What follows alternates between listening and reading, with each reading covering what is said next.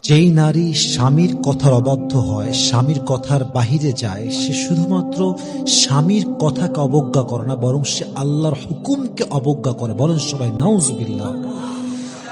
কারণ আল্লাহ রসুল বলেছেন, আল্লাহ ছাড়া কাউকে যদি সেজদা দেওয়া জায়েজ থাকতো, আমি তোমাদেরকে স্বামীর সামনে সেজদা করতে বলতাম। সুবহানাল্লাহ পড়বেন না আপনার সবাই?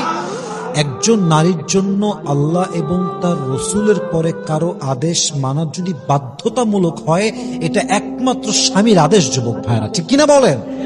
তো যেই মেয়েরা স্বামীর আদেশ মানে না, এই মেয়েরা কখনো পারিবারিক জীবনে সুখ পায় না, স্বামীর কাছে আদর পায় না, স্বামীর কাছে ভালোবাসা পায় না, এবং এই সমস্ত অবদ্ধ নারীদের জীবনের সর্বশেষ রেজাল্ট হচ্ছে তালাক। তালাক ছাড়া এদের জীবনে ভালো কিছু আশা করা যায় না, ঠিক কিনা বলে?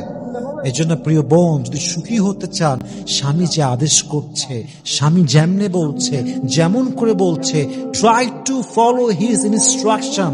সে যা বলে আপনি শোনার ট্রাই করেন, আপনার জীবনটাকে বরকতপূর্ণ করে দিবে একজন। বলেন সবাই, তিনি কে?